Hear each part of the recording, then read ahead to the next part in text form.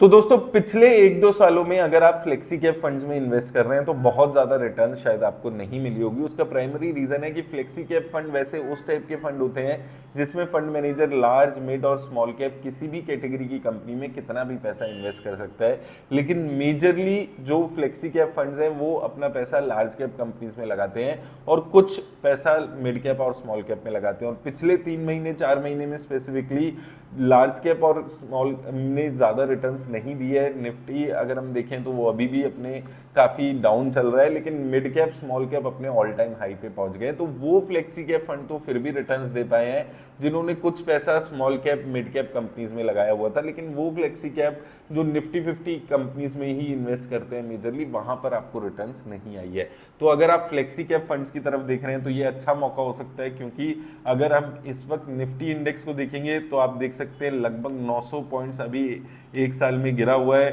अपने हाई से देखेंगे तो 26,000 के आसपास पहुंचा हुआ था, वहां से अभी भी 2-2.25 पॉइंट्स नीचे निफ्टी इंडेक्स चल रहा है। तो मौके यहाँ पर दोनों साइड पे निफ्टी में मिल रहे हैं। वैल्यूएशंस 21 के आसपास है। अब निफ्टी में सबसे बड़ी दिक्कत क्या है कि कंपनीज में रिजल्ट्स अच्छे नहीं आ रहे हैं, वो एक सबसे बड़ा चैलेंज निफ्टी इंडेक्स के साथ बना हुआ है। तो वो अगर थोड़ा सा रिजॉल्व होता है तो आने वाले टाइम में एक अच्छी रिटर्न्स देखने को मिलेगी फ्लेक्सी कैप फंड में। और फ्लेक्सी कैप फंड में उन इन्वेस्टर्स के लिए ज़्यादा अच्छे हैं जो कम रिस्क लेना चाहते हैं, जो बहुत ज़्यादा मार्केट को चेज नहीं कर रहे हैं। उस टाइप के इन्वेस्टर्स के लिए फ्लेक्सी कैप फंड अच्छे होते हैं और अपने ओवरऑल पोर्टफोलियो को बैलेंस बनाकर रखते हैं फ्लेक्सी कैप फंड। तो एटलीस्ट एक फ्लेक्सी कैप फंड आपके पोर्टफोलियो में रहता है तो थोड़ा सा मार्केट वॉलिटिलिटी से थोड़ी सी डाउनसाइड प्रोटेक्शन आपको ओवरऑल मिल जाती है। तो अब 4 फ्लेक्सी कैप फंड पे बात करने वाले हैं, 2 कम रिस्क लेने वाले फंड और 2 ज्यादा रिस्क लेने वाले फंड्स। अब जो ज्यादा रिस्क लेने वाले फंड्स हैं उनमें थोड़ी सी अच्छी रिटर्न्स आपको देखने को मिली है। उसका रीजन यही है कि वो स्मॉल कैप मिड कैप में भी पैसा इन्वेस्ट कर रहे थे, अभी small cap mid cap all time high पे है, तो वहां से उनको अच्छी रिटर्न्स जनरेट हो गई हैं। तो सबसे पहले तो 2 फंड्स में सबसे पहले जो नाम आता है वो पराग पारिक फ्लेक्सी कैप फंड का आता है। उसका रीजन है कि थोड़ा सा कम रिस्क लेता है। अभी हालांकि रिटर्न्स अच्छी नहीं रही है, एक साल में देखेंगे तो नेगेटिव रिटर्न है, नील रिटर्न है, 2 साल में भी कुछ खास रिटर्न्स नहीं है। और यहाँ पर लेकिन आप 5 और 10 साल में देखते हैं तो अच्छी रिटर्न्स आपको देखने को मिलेगी। 10 साल में one of the best performing fund है। डिटेल्ड पोर्टफोलियो रिव्यू मैंने अलग से सेपरेट वीडियो बनाई हुई है, आप जाकर देख सकते हैं। और ईयरली रिटर्न्स की भी अगर हम बात करते हैं तो देखिए 2025, 24 इन सालों में कुछ रिटर्न्स यहाँ पर इसने जनरेट की थी। अभी 2025 और 26 ये 2 साल में खराब रिटर्न्स रही हैं। टोटल 144 कंपनीज यहाँ पर आपको दिखेंगी। प्राइस टू अर्निंग अगर आप देखेंगे सिर्फ 18 के आसपास है, तो लो रिस्क लेने वाले फंड में से एक है। टॉप कंपनीज में भी आपको यहाँ पर सारी मेजरली यहाँ पर आपको लार्ज कैप कंपनीज दिखेंगी। तो यही रीजन है कि ये फंड्स थोड़ा सा भी कम चल रहे हैं, क्योंकि लार्ज कैप कंपनीज में कुछ खास रिटर्न्स नहीं देखने को मिल रही है। दूसरा फंड आ जाता है आपका फ्लेक्सी कैप में ही, HDFC फ्लेक्सी कैप। सिमिलर इसका भी स्टाइल है पराग पारिक फ्लेक्सी कैप फंड जैसा ही। यहाँ पर भी 1 लाख करोड़ से ज्यादा का एसेट अंडर मैनेजमेंट हो चुका है।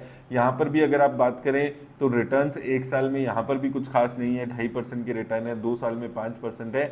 यहाँ पे भी अगर आप देखेंगे 10 साल 5 साल में सबसे अच्छी रिटर्न्स देने वाले फंड में से एक है।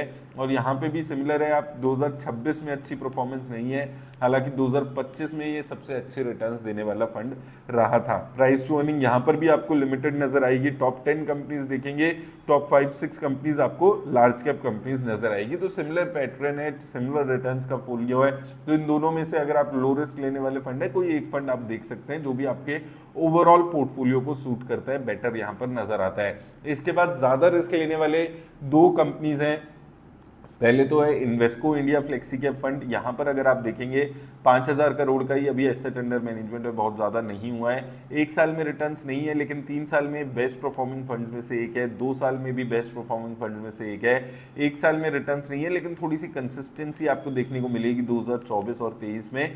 यहाँ पर अगर आप देखें प्राइस टू अर्निंग थोड़ी सी ज़्यादा नजर आएगी, हायर रिस्क लेता है, हाई ग्रोथ वाली कंपनीज में इन्वेस्ट करता है। और टॉप 10 कंपनीज में यहाँ पर आपको मिक्सचर नजर आएगा। सिर्फ आपको निफ्टी की कंपनीज नहीं नजर आएगी, चोलामंडलम लग जाएगा, इंडिगो, मैक्स हेल्थ केयर, तो थोड़ा सा मिक्स पोर्टफोलियो यहाँ पर आपको नजर आएगा। रिटर्न्स बहुत ज़्यादा अभी एक साल में नहीं है, लेकिन 3 साल में अभी भी बेस्ट परफॉर्मिंग फंड में से एक है। इसके बाद चौथा फंड, हाई रिस्क लेने वाले फंड्स की बात करें और क्वांट का नाम ना आए तो क्वांट फ्लेक्सी कैप है सबसे ज़्यादा रिस्क लेने वाले फंड्स में से एक। यहाँ पर 6,000-7,000 करोड़ का फंड है, एक साल में सबसे अच्छी रिटर्न देने वाला फंड है, 7 साल में भी सबसे अच्छी रिटर्न देने वाला फंड है। लेकिन यहाँ पर वॉलेटिलिटी आपको ज़्यादा देखने को मिलेगी, इस चीज़ के लिए आपको तैयार रहना होगा।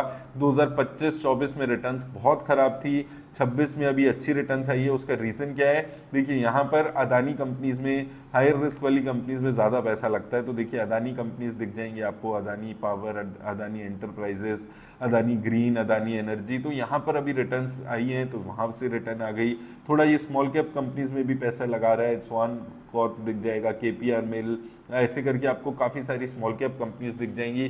तो स्मॉल कैप कंपनीज में रिटर्न आया है, तो इसलिए यहाँ पर क्वांट फ्लेक्सी कैप फंड में रिटर्न्स यहाँ पर आपको देखने को मिली है। तो अभी 1-1.5 साल में यही हुआ है, वो फ्लेक्सी कैप फंड जो स्मॉल कैप मिड कैप में थोड़ा पैसा लगा रहे हैं वहाँ पर बेटर रिटर्न्स आई हैं, और जो flexi cap fund majorly large cap companies पे फोकस कर रहे हैं वहाँ पर रिटर्न्स थोड़ी सी कम जनरेट हुई है, क्योंकि निफ्टी इंडेक्स में ही रिटर्न्स इस वक्त नहीं आई है।